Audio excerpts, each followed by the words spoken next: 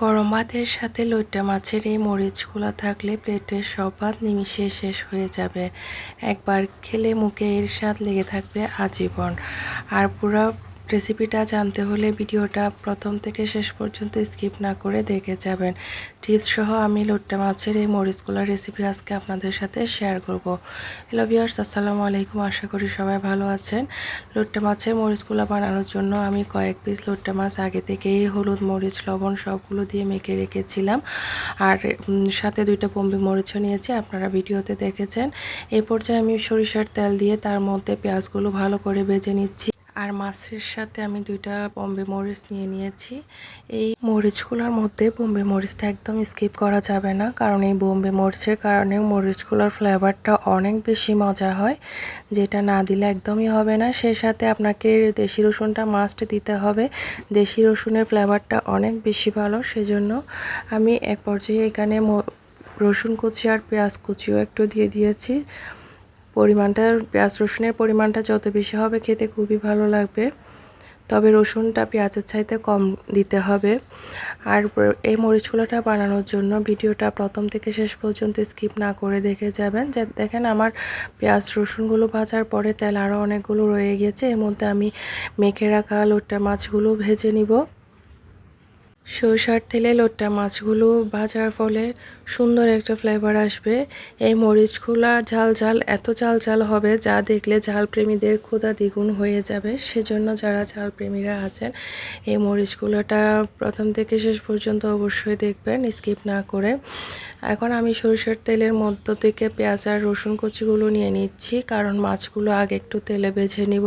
এই পর্যায়ে আমি আপনাদের সাথে আরেকটা টিপস শেয়ার করতেছি। মাছগুলো আমি ম্যারিনেট করার সময় একটু লেবুর রসও দিয়েছিলাম, আর লেবুর রস দেওয়াতে আর তেলের মধ্যে ভেজে নেওয়ার ফলে এই মাছের যে আষ্টে গন্ধটা সেটা একদমই থাকবে না। সেই জন্য আপনারা লেবু রসটা দেওয়ার চেষ্টা করবেন। আর পেঁয়াজ রসুনগুলো তুলে মাছটা একটু তেলের মধ্যে ভাজা ভাজা করে নিলে খেতে খুবই ভালো হবে। এখন মাছগুলো আমি তেলের মধ্যে ভেজে নিয়ে এর মধ্যে যে ম্যারিনেশনের যে পানিগুলো ছিল সেগুলো অ্যাড করে দিব। আগে ভাজা হয়ে গেলে তখনই অ্যাড করব, না হলে প্রথম থেকেই তকতকে হয়ে যাবে। এই পর্যায়ে যখন মাছগুলো ভাজা ভাজা হয়ে গিয়েছে, আমি এই পর্যায়ে কাঁচামরিচ, বোম্বাই মরিচ সহ মাছগুলো যে পেঁয়াজ রসুন দিয়ে মেখে রেখেছিলাম সবগুলো একসাথে দিয়ে ভালো করে হাই ফ্লেমে এটা নেড়ে চেড়ে পানিগুলো শুকিয়ে নিব। সেই সাথে মাছগুলো একদম ভালো করে কুক হয়ে যাবে। এটা হাই ফ্লেমে করলে দাঁড়িয়ে তাড়াতাড়ি হয়ে যায়, আর ভালো করে নেড়ে চেড়ে করতে হবে, না হলে নিচে লেগে যাবে, যেটা টেস্টটা পুরাই চেঞ্জ হয়ে যাবে। এখন আমি দাঁড়িয়ে থেকে এগুলো ভালো করে নেড়ে চেড়ে পানিগুলো তাড়াতাড়ি শুকিয়ে নিয়েছি। এখন জালটা মিডিয়াম করে দিব যাতে নিচে পুড়া না যায়।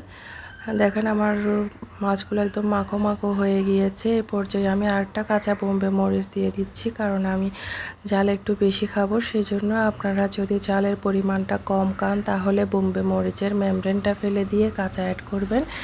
তারপর আমি এই ভেজে রাখা পেঁয়াজ রসুনগুলো দিয়ে দিয়েছি, সাথে ধনেপাতাও দিয়ে দিলাম। এখন আমি এগুলো ভালো করে মিক্স করে নিব, তাহলে লইট্টা মাছের এই মরিচগুলোটা একদম রসা রসা হবে।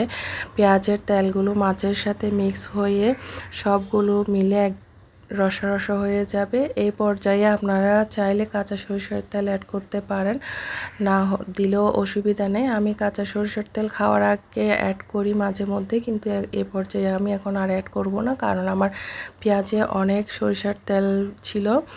এখন আমি এগুলো ভালো করে নেড়ে চেড়ে তেলটা মিক্স করে নিব, পেঁয়াজগুলো মিক্স করে নিব। দেখেন একদম রসা রসা হয়ে গিয়েছে।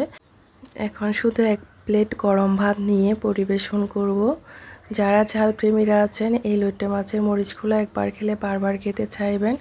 সেজন্য ভিডিওটা যদি আপনাদের ভালো লেগে থাকে তাহলে লাইক, কমেন্ট, শেয়ার করে অন্যকে দেখার সুযোগ করে দিবেন, যাতে নতুন রাঁধুনিরা দেখে আমার এই মরিচগুলোর রেসিপিটা বাসায় বানিয়ে খেয়ে তৃপ্তি পায়। এই তো আমি গরম ভাত নিয়ে বসে গেলাম। আজকের মরিচগুলোটা বেশ মজা হয়েছে। আপনারাও চাইলে এই বৃষ্টির দিনে এই মরিচগুলো বাসায় বানিয়ে খেতে পারেন। সবাই ভালো থাকবেন, সুস্থ থাকবেন। আল্লাহ হাফেজ।